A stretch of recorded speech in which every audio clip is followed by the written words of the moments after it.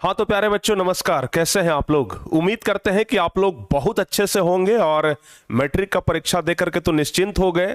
लेकिन बाबू निश्चिंत नहीं होना है, क्योंकि असली इम्तिहान जो है ना वो मैट्रिक के बाद ही शुरू होता है। क्योंकि आप लोगों को एक अच्छा नौकरी करना है, एक बढ़िया सा किसी जॉब में सिलेक्शन के बाद बहुत सारे पैसे कमाने हैं। जिंदगी बहुत लंबा है बाबू, ठीक है ना? या फिर बोले कि जिंदगी बहुत छोटा भी है, तो आपको इस जिंदगी में कुछ बड़ा करना है। जितना बड़ा जिंदगी है उतना ही में आपको कुछ बड़ा करना है, और उसके लिए सही रास्ता चुनना बहुत ही ज्यादा जरूरी होता है। और सही रास्ता चुनने का जो सही समय होता है ना, वो 10th के बाद ही होता है। जब बच्चे मैट्रिक पास कर जाते हैं, 10th क्लास कंप्लीट कर लेते हैं, तो उसके बाद आपके सामने एक बड़ा चैलेंज आता है, सही रास्ता चुनना। क्योंकि भाई सही रास्ता अगर आप चुन लेते हैं, अगर आप सही रास्ता पकड़ लेते हैं, तब तो आप मंजिल तक पहुंच जाएंगे। लेकिन अगर आप गलत रास्ता पकड़ लेते हैं ना, तो फिर आप जिंदगी भर भटकते रह जाएंगे, लेकिन मंजिल तक पहुंचेंगे ही नहीं, क्योंकि आपने मंजिल वाला रास्ता ही नहीं चुना, आपने तो गलत रास्ता चुन लिया है। तो बस प्यारे बच्चों, हम आपको इस वीडियो के माध्यम से बस एक छोटा सा जानकारी देंगे कि आप सही रास्ता कैसे पकड़ सकते हैं। बस थोड़ा सा समझ लीजिए कि मदद कर देंगे आपको सही रास्ता चुनने में। क्योंकि जब आप 10th पास करते हैं, मैट्रिक का परीक्षा दे देते हैं, तो आपके पास 3 रास्ता है, और तीनों में से कौन आपके लिए सही रास्ता है, यह चुनना सबसे बड़ी मुश्किल काम हो जाती है आप लोगों के लिए। तो अभी आप जिस रास्ते पे खड़े हैं, आपके अगल बगल से ना 3 रास्ता होकर के गुजरता है। एक तो बाबू इधर है कॉमर्स, एक है आर्ट्स और एक है साइंस। अब बच्चे 10th क्लास के बाद ये नहीं सोच पाते हैं कि भाई कौन वाला रास्ता हम पकड़ लें, कौन वाला रोड पकड़ लें कि हम अपने लक्ष्य तक पहुंच जाएंगे, हम अपने मंजिल तक पहुंच जाएंगे। बहुत सारे बच्चे हैं, सबके सपने अलग अलग हैं। किसी का सपना है डॉक्टर बनना, तो किसी का सपना है इंजीनियर बनना। कोई सरकारी नौकरी करना चाहता है, तो कोई बिजनेस करना चाहता है। कोई है यूपीएससी निकालना चाहता है, तो कोई नेता बनना चाहता है। तो बहुत सारे बच्चे हैं और सबका सपना अलग अलग है। लेकिन बाबू यहां पर सपने के अनुसार आपका जो सपना है, आपका जो लक्ष्य है, आप जो जिंदगी में करना चाहते हैं, जो जिंदगी में बनना चाहते हैं, उसके लिए कौन सा बेहतर है? ये कॉमर्स बेहतर है, या फिर ये आर्ट्स बेहतर है, या फिर ये साइंस बेहतर है?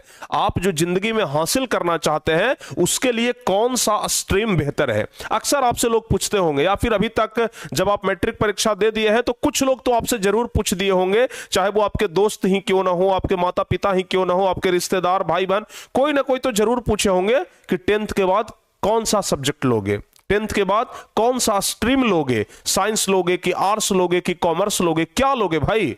तो आप बोलते होंगे अभी सोचे नहीं है।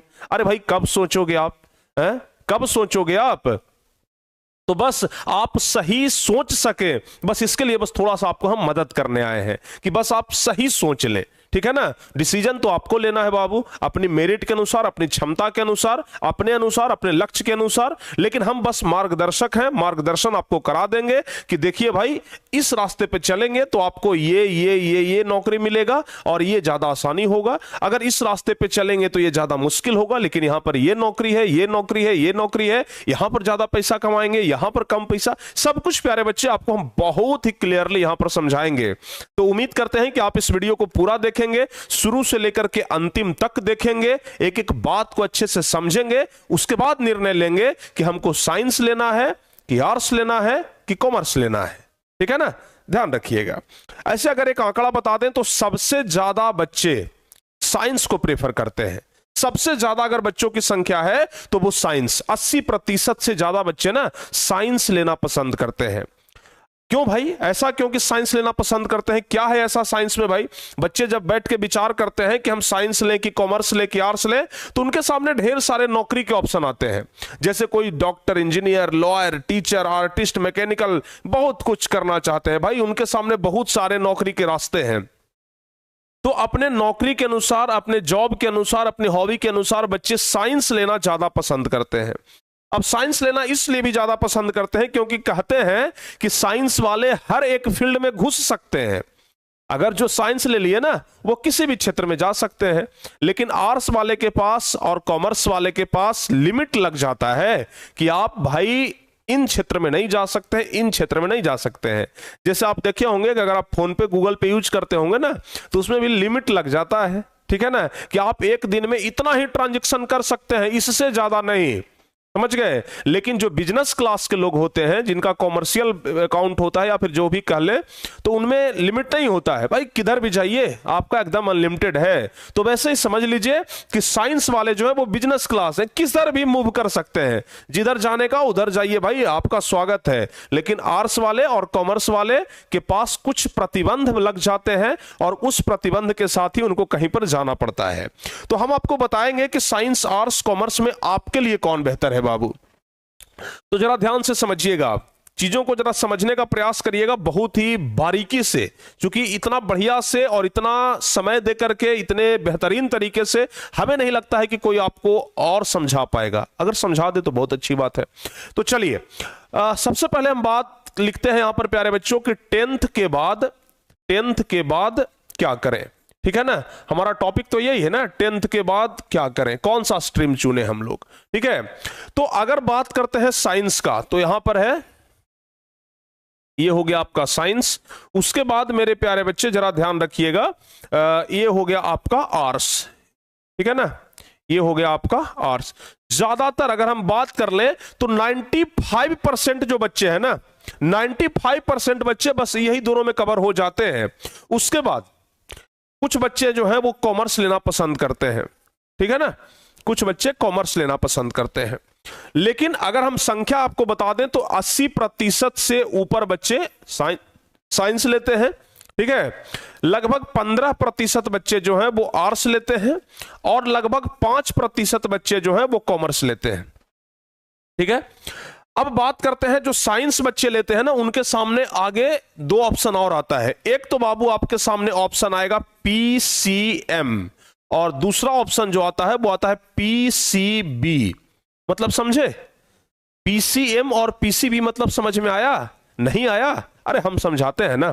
देखिए, PCM कहने का मतलब हुआ P से हो गया फिजिक्स, C से हो गया केमिस्ट्री और M से हो गया मैथ। मतलब साइंस में भी अगर आप अंदर जाते हैं तो एक फिजिक्स, केमिस्ट्री और मैथ का ऑप्शन है और दूसरा फिजिक्स, केमिस्ट्री और बायोलॉजी का ऑप्शन है। कुछ बच्चे कॉमन भी कर देते हैं कि बायोलॉजी के साथ मैथ भी ले लेते हैं, मैथ के साथ बायोलॉजी ले लेते हैं। कुछ बच्चे कॉमन करते हैं, उनका हम बात नहीं कर रहे हैं।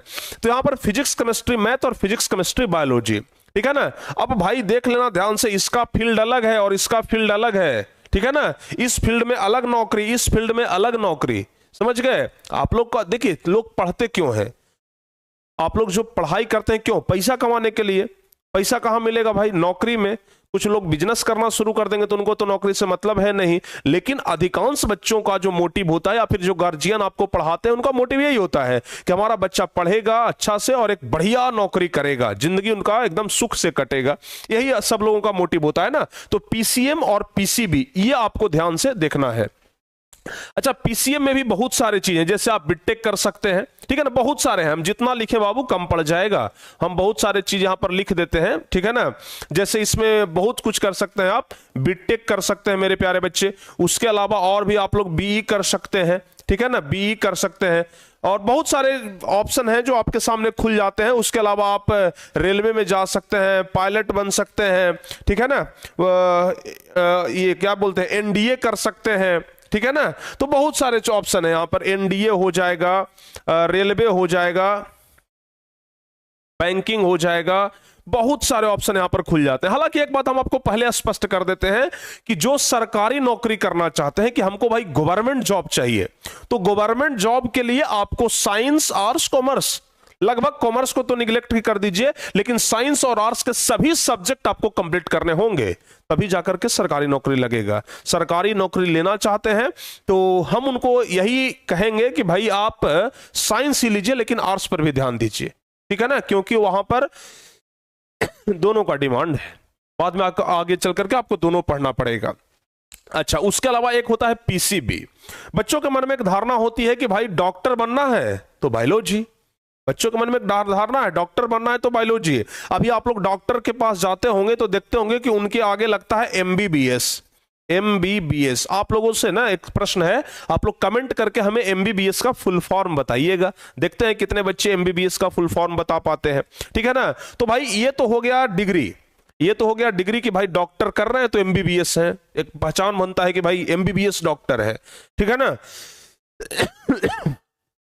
इसके अलावा बहुत सारे ऑप्शन और खुलते हैं, जैसे बी फार्मा हो गया, बीएससी नर्सिंग हो गया, बीपीटी, बीएचएमएस, बहुत सारे। मतलब आप सीधे सीधे ये समझ लीजिए ना कि अगर आपको मेडिकल फील्ड में घुसना है तो बाबू आप पीसीबी यानी फिजिक्स केमिस्ट्री के साथ बायोलॉजी लीजिए। लेकिन अगर आपको इंजीनियर बनना है, अगर आपको किसी बड़े सॉफ्टवेयर कंपनी में जाना है, तो इन सब चीजों के लिए ना आप यहां पर फिजिक्स केमिस्ट्री मैथ प्रिपेयर करिए।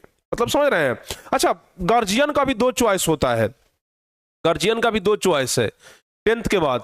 कहते हैं कि भाई हमारा बच्चा या तो इंजीनियरिंग करेगा या तो फिर डॉक्टरी करेगा, नीट की तैयारी करेगा, ठीक है ना। अब अगर गार्जियन के सामने अगर 2 ऑप्शन है ना, तो गार्जियन क्या कहते हैं जो सुनिए, या तो हमारा बेटा आईआईटी करेगा या तो फिर इधर अगर नीट करेगा, ठीक है ना। यही ना 2 ऑप्शन है, या तो आईआईटी या तो नीट। अगर आईआईटी करोगे भाई तो इंजीनियर बनोगे, अगर नीट करोगे तो डॉक्टर बनोगे। यही 2 ऑप्शन है। तो अधिकांश गार्जियन का यही रहता है कि या तो डॉक्टर या तो इंजीनियर, ठीक है ना।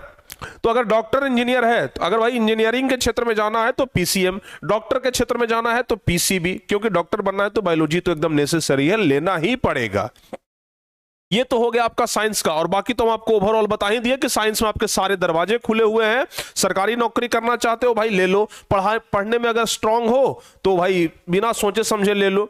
अगर आप चाहते हो कि नहीं भाई सर हम आगे सरकारी नौकरी करें, बढ़िया गवर्नमेंट जॉब करें, पढ़ने में थोड़ा सा दिमाग को पर जोर लगाएं, तो भाई ये मतलब साइंस स्ट्रीम हो आप लोग, ठीक है ना। हम कहते हैं साइंस स्ट्रीम ही लो। एक ऐसी धारणा भी होती है कि जो बहुत कमजोर बच्चे हैं पढ़ने में वो आर्ट्स लेते हैं। ऐसी धारणा है कि बहुत कमजोर बच्चे हैं ना वो आर्ट्स लेते हैं। तो भाई ऐसी बात नहीं है कि कुछ बच्चे तो शौक से भी ले लेते हैं कि भाई हमको आर्ट्स लेना है सर तो बस आर्ट्स लेंगे। लेकिन अगर आप हमारी राय मानो तो आप अपनी क्षमता को खुद पहचानिए, ठीक है ना, कि हमारे अंदर की जो क्षमता है उसमें हम क्या कर सकते हैं। साइंस कर सकते हैं, आर्ट्स या कॉमर्स, ठीक है ना। या फिर कुछ बच्चों का पर्सनल चॉइस भी होता है। जैसे किसी बच्चे का एकदम पर्सनल चॉइस है कि गुरुजी हमको तो एकदम चार्टर्ड अकाउंटेंट बनना है, सीए बनना है सर, ठीक है ना। जानते हो सीए, सीए एक ऐसा पोस्ट है, आपको एक भाषा में छोटा सा एक एग्जांपल देकर के समझाएं तो कंपनी का दामाद कहा जाता है सीए को। किसी भी कंपनी का दामाद कहा जाता है सीए को। जैसे घर के दामाद का वैल्यू होता है ना, घर का जो दामाद होता है ना उसका बहुत ज्यादा वैल्यू होता है, ठीक है ना। उसी प्रकार से कंपनी में सीए का बहुत ज्यादा वैल्यू होता है। सीए का फुल फॉर्म हुआ चार्टर्ड अकाउंटेंट, और ये ना भाई लेखा जोखा हिसाब किताब करता है, समझ गए ना। मतलब पूरा पैसा वाला काम यही संभालता है सीए। पैसा बहुत ज्यादा है। अगर सीए आप बढ़िया सीए बन जाते हैं ना तो पैसा एकदम पकड़ के छाप दीजिएगा, बस यही समझ लीजिए। तो अगर कॉमर्स लेना है, सीए लेना है, लेकिन सब लोग करते नहीं है, बहुत इक्का दुक्का लोग ये कोर्स करते हैं। सीए बहुत कम, ठीक है ना। तो कॉमर्स अगर लेना हो तो भाई सबका पहला चॉइस तो सीए ही होता है। उसके अलावा बाकी बहुत सारे और ऑप्शन हैं, जैसे सीएस हो गया, सीएमए हो गया, बीकॉम हो गया, एमकॉम हो गया, बीबीए हो गया, एमबीए हो गया, बीकॉम एलएलबी हो गया, ठीक है ना। एलएलबी भी है तो बच्चे लोग वहां पर प्रिपेयर करते हैं। तो बहुत सारे ऑप्शन इसमें भी खुल जाते हैं, कॉमर्स में भी खुल जाते हैं। बाकी अगर आर्ट्स का बात किया जाए तो बच्चे तो भाई एक तो कॉमन बीए करते हैं, बैचलर ऑफ आर्ट्स कर लेते हैं। उसके अलावा और भी जैसे एनिमेशन हो गया, उसके अलावा टूरिज्म हो गया, उसके अलावा कुछ बच्चे यूपीएससी, ठीक है ना, बीपीएससी। हालांकि यूपीएससी बीपीएससी वालों को तो भाई ये भी जरूरी है बहुत ज्यादा, हम पहले ही बोल दिए हैं। सरकारी नौकरी में तो भाई आपको साइंस और आर्ट्स दोनों पढ़ना पड़ेगा। सिर्फ एक पढ़ करके आप सरकारी नौकरी नहीं लेने वाले हैं, या फिर आपको होगा भी नहीं सरकारी नौकरी। तो सरकारी नौकरी के लिए साइंस और आर्ट्स दोनों पढ़ना पड़ेगा, हर एक सब्जेक्ट को पढ़ना पड़ेगा। तो यहां पर ना आर्ट्स में आप मुख्य रूप से अगर सिविल सेवा में जा सकते हैं, यानी कि साइंस वाले फील्ड को आप सोचेंगे कि सर आर्ट्स पढ़ करके इंजीनियर बन जाए, कदापि संभव नहीं है। आप सोचेंगे कि आर्ट्स पढ़ करके हम डॉक्टर बन जाए, नहीं भाई, झोला छाप भी नहीं बन पाइएगा, झोला छाप भी डॉक्टर नहीं बन पाइएगा, ठीक है ना। तो ये बात का आप लोग ध्यान रखिएगा।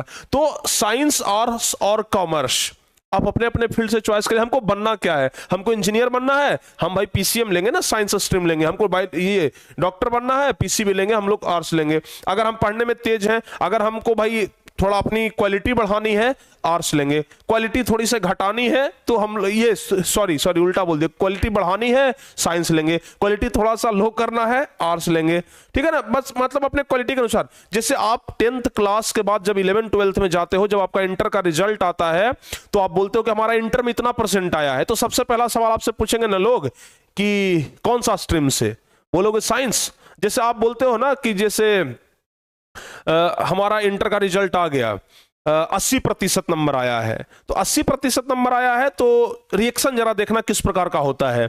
तो भाई 80% है, जैसे हम किसी सामने वाले को बोल रहे हैं कि हमारा 80% नंबर आया है, सामने वाला पूछेगा कौन सा स्ट्रीम, हम बोलेंगे साइंस। अच्छा साइंस से आया 80%, बहुत बढ़िया नंबर है यार, बहुत बढ़िया नंबर है। वही एक दूसरा कि हमारा 80% नंबर आया है, कौन से स्ट्रीम से, तो आर्ट्स से। अच्छा आर्ट्स से, हाँ तब कौन बड़ी बात है, आ सकता है। मतलब देखिए कितना अंतर है, डिफरेंस है। अगर कोई खुद हमसे कोई पूछता है तो हम भी यही जवाब देते हैं, इसी प्रकार का रिएक्शन देते हैं। तो ये अंतर होता है, मतलब साइंस वाले में क्वालिटी थोड़ा सा ज्यादा है, आर्ट्स वाले में क्वालिटी साइंस के अपेक्षा कम है। ऐसा हम नहीं कह रहे हैं कि कम है, साइंस के अपेक्षा कम है, ठीक है ना। इसमें फील्ड ज्यादा है, इसमें फील्ड कम है, इसमें अपॉर्चुनिटी ज्यादा, इसमें अपॉर्चुनिटी कुछ कम है, ठीक है ना। तो ये आपको ध्यान रखना है। तो ये सब कुछ आप लोग बहुत ही अच्छे तरीके से बाबू समझ गए होंगे, ऐसा हमें उम्मीद है। और अगर कोई डाउट रहे तो आप नीचे कमेंट करिए, उस डाउट का सॉल्यूशन करेंगे हम, और भी एक वीडियो बनाएंगे सारे डाउट्स को लेकर के जो आपके मन में डाउट रहेंगे। हाँ उसके अलावा जो बच्चे अगर 10th के बाद 11th 12th की तैयारी करना चाहते हैं तो उनको कहीं पर इधर उधर भटकने की भी जरूरत नहीं है। इसी चैनल पर टारगेट बोर्ड पर ही प्यारे बच्चे, आपको पता ना टारगेट बोर्ड 12th के बारे में, जो कि टारगेट बोर्ड का 12th का चैनल है, 11th 12th का, तो आपको हर चीज का सॉल्यूशन यहां पर मिलने वाला है। यानी कि आपको 11th 12th के लिए कहीं भटकने की जरूरत नहीं है। टारगेट बोर्ड आपके लिए हमेशा खड़ा है, तैयार है और आगे भी खड़ा रहेगा। तो आप टारगेट बोर्ड पर बिहार के सबसे बेस्ट फैकल्टी के साथ टॉप टीचर हैं। 11th 12th में आपको पढ़ाने के लिए टॉप टीचर हैं। आनंद सर आपको पढ़ा रहे हैं फिजिक्स, अमन सर पढ़ा रहे हैं बायोलॉजी, अनिल सर पढ़ा रहे हैं ये मैथ, हम पढ़ाएंगे हिंदी, दीपक सर पढ़ा रहे हैं अंग्रेजी। मतलब हर एक सब्जेक्ट की तैयारी आपको यहां से कंप्लीट होने वाली है।